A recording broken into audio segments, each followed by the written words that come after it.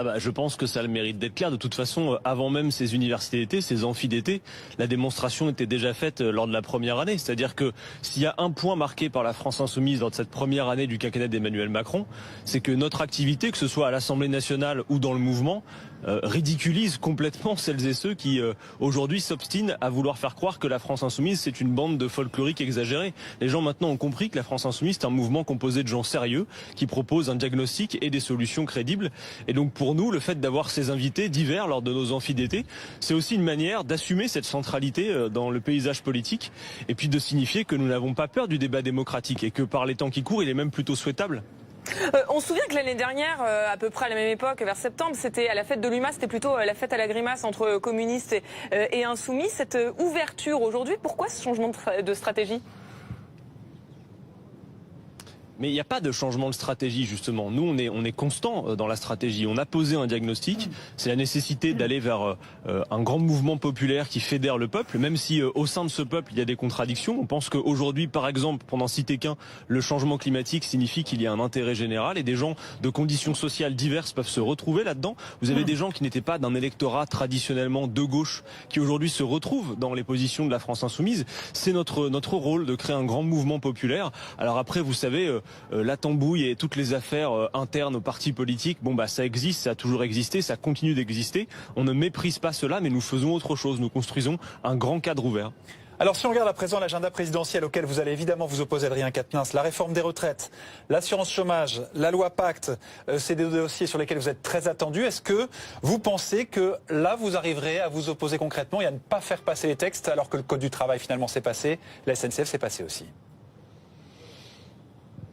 Écoutez, nous l'espérons. En tout cas, ce qu'il y a de certain, c'est que lors de cette première année, l'une des difficultés sans doute, c'est que les Françaises, les Français étaient attentistes par rapport à la politique d'Emmanuel Macron. Enfin, il faut quand même se souvenir que ce personnage nous promettait qu'il changerait tout, sur le fond comme sur la forme. Or, la première année a fait la démonstration que sur le fond, que ce soit sur les choix budgétaires, que ce soit sur la facilitation des licenciements, que ce soit sur les renoncements écologiques, il est le grand continuateur des années Hollande et Sarkozy.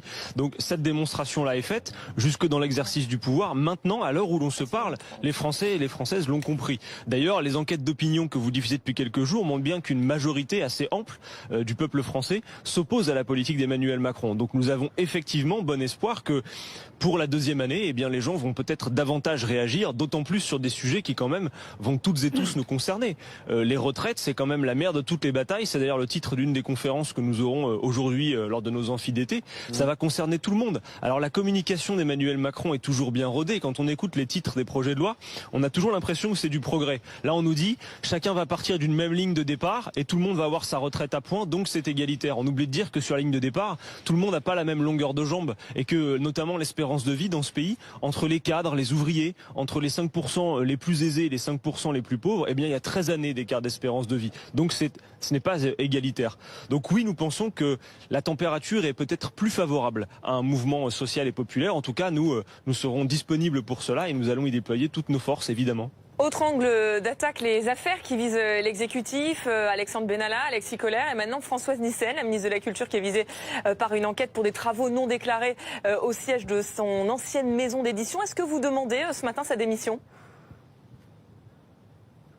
Mais je pense que le demander n'est pas utile. De toute façon, vu la panade dans laquelle la ministre se trouve, bien évidemment, la suite des révélations va nous permettre d'y voir plus clair, mais je pense qu'elle est incontestablement fragilisée à cette heure. Voyez-vous, ça participe de cette démonstration globale. C'est qu'on le voit bien, entre l'affaire Macron-Benalla, entre l'affaire Kohler et les révélations, notamment autour de Madame Nyssen, la République exemplaire, c'est la République des affaires, en réalité. On le voit bien aujourd'hui. Donc ça boucle cette démonstration, si vous voulez. D'ailleurs, de ce point de vue, l'affaire Macron-Benalla, elle aurait pu apparaître n'importe quand. On aurait pu discuter du texte agriculture pendant que cette affaire venait devant nous. Et en réalité, elle est arrivée à quel moment ? Au moment même où Emmanuel Macron voulait affaiblir le Parlement. Donc en soi, nous n'avons presque rien à faire. La démonstration était faite, puisque regardez, vous avez un président qui vous dit on va affaiblir le Parlement, on va réduire le nombre de parlementaires, on va réduire leur capacité d'initiative. Or l'affaire Macron-Benalla a bien montré que les Françaises et les Français ont besoin de pouvoir s'appuyer sur un Parlement fort, sans lequel sans doute aujourd'hui nous ne saurions à peu près rien de toutes ces révélations. Merci beaucoup Adrien Quatennens d'avoir été l'invité de BFM ce matin.